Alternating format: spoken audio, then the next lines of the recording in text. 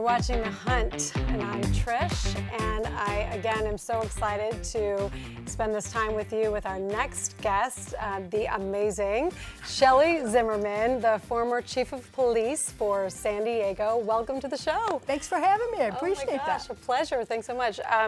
Okay, we have so much to dive into today with you. Just an amazing, illustrious career.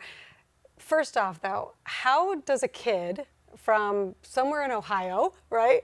Suburb of Cleveland. Okay. Make it out to San Diego to become the chief of police. Well, I'll tell you, is that I believe that the journey through life is rarely a straight line. There are going to be many twists and turns, and I believe you should embrace them because they could lead you to places you never imagined were possible. A football game changed my life. Right. So here's the story. So when I was a junior at the Ohio State University, love it. My boyfriend at the time and a few other friends, we came to California to watch Ohio State play in the 1980 Rose Bowl. Sad to say we lost that game with about 23 seconds to go when Charles White scored a touchdown, and it was crushing. We lost that game in the national championship by 1 point. I'm almost over it. Another couple years, I'll be okay. But I'm a product of tourism, is that I used to see the commercials for the San Diego Zoo when I was freezing back in Cleveland. You know, I'd watch. Well, I'm from Buffalo, so I hear you, yes. You know how tough those winters could be, and if you look up, 1980, the winter of 1980, Absolutely. It was epic how cold it was. 100%. And, I used to watch the Johnny Carson show, and I would see Joan Embry of the world-famous San Diego Zoo, and we didn't, have to be back to San Diego for a couple of days, so friends, we rented a car. We came down to San Diego to go to the world-famous, amazing zoo, right? San Diego Zoo. Yeah. Went to some of the beautiful beaches in San Diego, and I made a decision right then and there that I had shoveled my last driveway. Unbelievable. So I returned and graduated from the Ohio State. Yep, okay. And after graduation, I jumped on a plane with $200 in my pocket. Come on. Just $200. One suitcase of my guitar. And when I got off the plane in San Diego, I didn't know anyone. I didn't have a job. I didn't even have a place to stay. And I used to tell people, don't worry. As you're a police chief, I plan much better now. So there was no Airbnb back then? No, there wasn't. And my father was a World War II veteran. He ended up going to law school, became a trial attorney in Cleveland. I always thought that I would follow in his footsteps and become a trial attorney. I mostly put myself through Ohio State, and I knew that I was going to need a job out here to go to law school. I still thought that that's what I would do, become an attorney here in San Diego.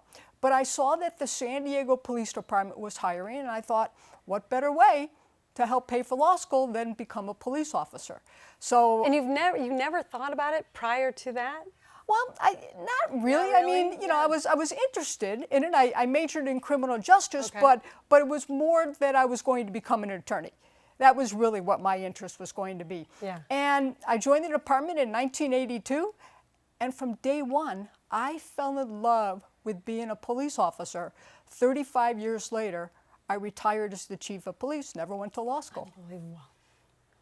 So that's how it came about. And how was your father with that career route that you took? Well, I tell you, I had two brothers and a sister, and he wanted one of his kids, one of the four of us, to follow in his footsteps. Older brother became a doctor, moved to New York. Older sister became a teacher, moved to North Carolina. He was really counting on me, and of course, I moved out to San Diego. But thankfully, my younger brother stayed in Cleveland. Oh, thank goodness. And he is a trial attorney. So. All right, perfect. He got his happy ending then. Yes. Yeah, for sure. I'm sure he's so proud of you. Oh, he's proud of all of us. Yes. Unbelievable. Yeah. I mean, talking about going from point A to point B, and this whole show is really about just the growth mindset and really looking at how to adapt versus get stuck. And you exemplify that. So we've got so much to talk about. I want to get into when you first started out. I mean, you were like the original 21 Jump Street girl, right? That's true. Yeah. Is that right out of the academy and phase training, and I was out for several months on my own now in a patrol car, working the streets in a patrol car. Yeah. I got tapped to work an undercover assignment, and at the time, the reports of drug dealing, not just uses, but drug dealing on high school campuses. It's prevalent then. Yeah, incredible. Yeah. And so my assignment was not to get straight A's, but to first see if it was true that there was rampant drug sales. And the high school that I infiltrated was Patrick Henry High School here in San Diego. And I will tell you is that absolutely I found that it was true. And if I did find that it was true, and then to make purchases from the students that were selling drugs, I will tell you, I talked myself into high school. Wow. I know, that's, here I am in the college. Did you go back in as a senior? As a junior. As a junior. Actually, I went back in as a junior. And my first week of class, just to kind of give an example of how prevalent it was, in one of my classes, I look over and the student to my right had taken a book to put it at the front of the desk to block the view of the teacher, and then laid down some lines of methamphetamine, took out a straw, and then right there in class ingested the drugs right there in class. And I thought, that's a clue. I probably should talk to that person. Oh my goodness. Yeah, so it was very, very prevalent. In the end, there was more than 70 students that had sold to me that were arrested. I bought everything from these students, from cocaine, methamphetamine, psilocybin, LSD, PCP, marijuana, you name it, I bought it. So Shelley, how does that story end? I mean, do they find out eventually who you are and what you're doing? Do they get help? Do they get in trouble? Like, what happens? Yes to all of that. So after the beginning or at the end of winter break, and then we go back in January, the assignment at that point was over. I had started in September, and I had to identify all the students that had sold to me, many of them multiple times. And so that's. So were you kind of becoming their friend? No, I was not their friend.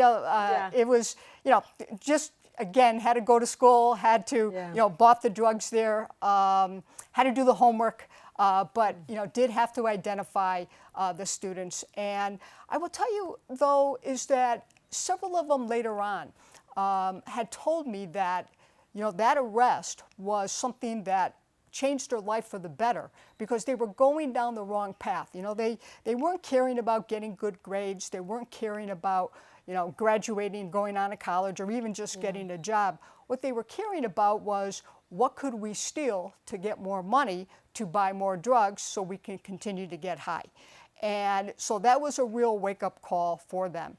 And so, as I said, there were several that had contacted me and said that they were into drug rehab, or they were on the straight and narrow, and that arrest actually changed their life for the better.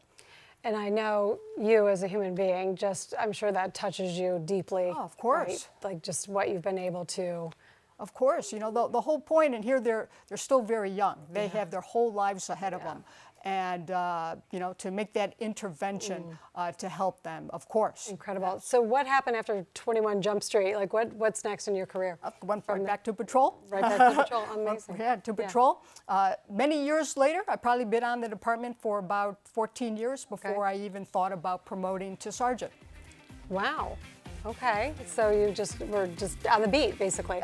Working patrol, and then became a detective, and I'm back at that time working detectives, and it was the lieutenant of the narcotics division that came up to me and really was kind of pushing me to take that sergeant's test. All right, hold that thought. We're going to be right back in a minute with the amazing Shelley Zimmerman. You're watching The Hunt. Stay tuned.